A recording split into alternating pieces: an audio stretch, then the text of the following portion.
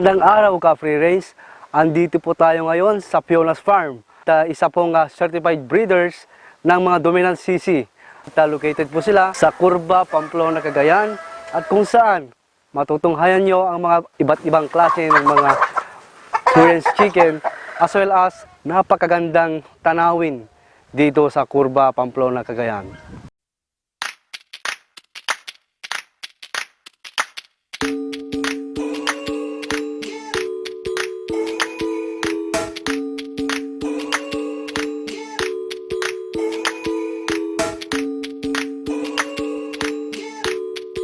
Sa mga nagbabalak at gusto magsimula ng free range chicken farm, halina't panoorin at tunghayan natin ang Fiona'S Farm from brooding to laying ng kanilang mga manok.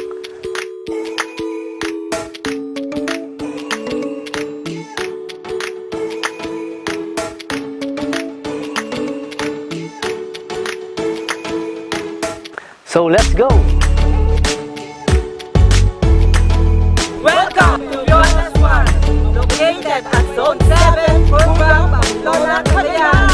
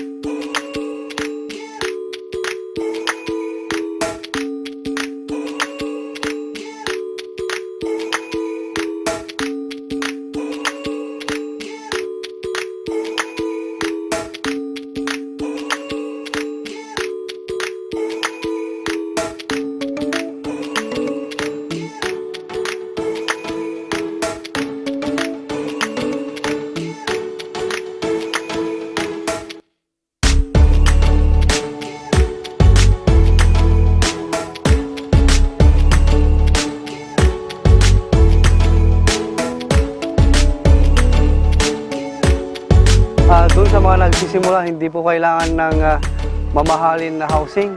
So makikita niyo yung mga kanyang ginamit. Meron lang siyang nipa hut at mga nakukuha na mga kahoy.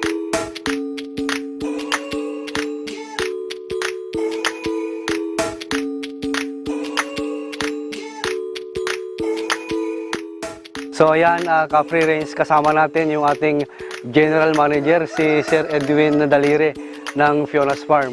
At matanong natin sa kanya kung ano yung mga inalagaan niya na talaga naman patok sa merkado, lalong-lalo na yung ating mga backyard free range chicken. So Sir Edwin, ano po yung mga available na breeds ninyo dito sa Fiona'S Farm? Sir, Black Roll, Rhode Island Red, Yes. D853, D102 at D109. Yun. So dun sa mga hindi nakakaalam, mga ka-free range, yung ating pong D102, 853, and 109 these are dominant CC breeds. Yun po yung ating mga imported na parent stock na galing sa Czech Republic. So meron tayong and this is the hatchery room and brooding area ng Fiona'S Farm. Napakaayos in terms doon sa segregation ng bagong pisa, week old, at doon sa mga week old ay segregated. At yun nga, napapansin niyo yung per batch na kanilang pisa is na-segregate per cubicle. So this is to safeguard yung ating mga bagong pisa na maiwasan yung stampede at syempre yung mas mahinang sisiw ay naiiwasan na maapak-apakan at nagpupos sa kanilang stress. At basically kung hindi mo maagapan yan, lalo pag taglamig ay mamamatay at maghihina. At kung napapansin nyo mga ka-free range, doon sa brooding stage nila, brooding area or brooding pen nila, nakikita ninyo na ginagamitan nila ng frosted bulb, yung ating pong yellow or orange na ilaw. And this lights is artificially producing heat para sa ating mga sisiw. So, tingnan ninyo, meron silang at least nasa 50 watts. At ang mga sisiw kasi ay hindi nila nare-regulate yung kanilang body temperature. Kaya kailangan ng mag-provide ng artificial light. So once yan na insufficient yung heat na kailangan ng sisiw na hindi na ibibigay, yan nagkakaroon ngayon ng stunted growth dahil hindi na sila kumakain. They are just keeping on covering themselves on the other side, o kaya naman minsan ay nag-i-stay na lang sa gilid at hindi na kumakain. At siyempre pag na-stress ang mga sisiw, basically tinatawanan ng different diseases, lalong-lalo na itong diarrhea at kung maging worse pa yan, hanggang tamaan sila ng tinatawag na coccidiosis.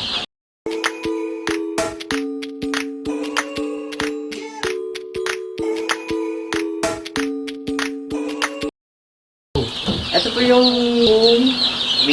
week old po namin naman, no, at nagpapakain po kami ng pig booster po.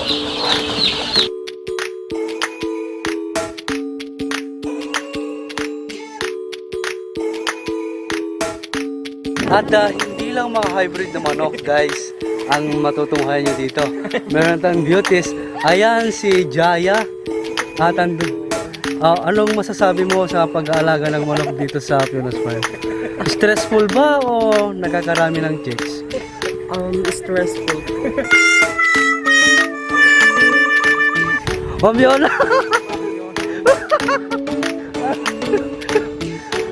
ayaw mo ba dito? Ayaw mo ba dito?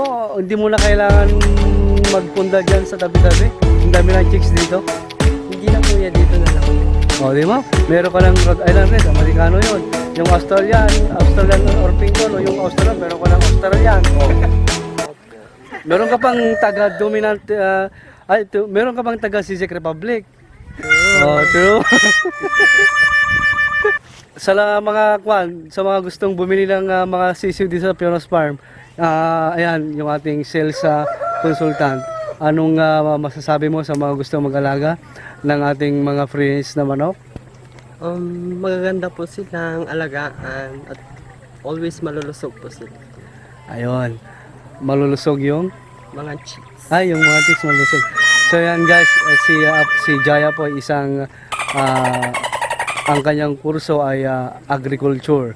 So ayan, yun nga, siguro ito yung pinaka mga sexing nakita kong agriculturist sa balat ng lupa. Ganda. Pag tumingin ka, akin ka.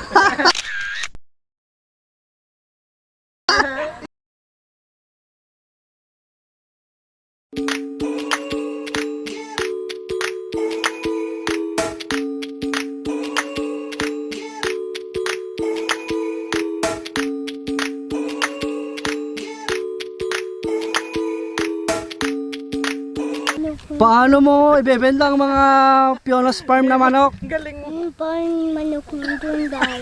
Tapos? Yung pang Tapos? manok ng Dunday. Tapos, ano pa? Paano mo ibebenta? Hindi linabak na kadaitan. Louder, louder. Ay, wala ko Jaya. Lagi ka bisita. Anong masasabi mo sa pagpasyal dito sa Fiona'S Farm? Very nice farm, beautiful farm, and a peaceful farm. Pero ate, ba't hindi kita beautiful? Aside sa mukha ko na pangit, ito pang maganda farm. Fiona'S Farm. Kuya. Kuya, okay ba? Okay ba dito? Okay naman po. May plano ka atang, nakabook ka na ba kuya ng pan-date mo? Wala pa. Ay, wala pa. Wala pang pera. Kuya, anong masasabi mo sa pagbisita mo dito, kuya? Ganda naman, boss. Tabo, ganun. Hindi mo kami niya. Ika isurat ng tiba. Mm.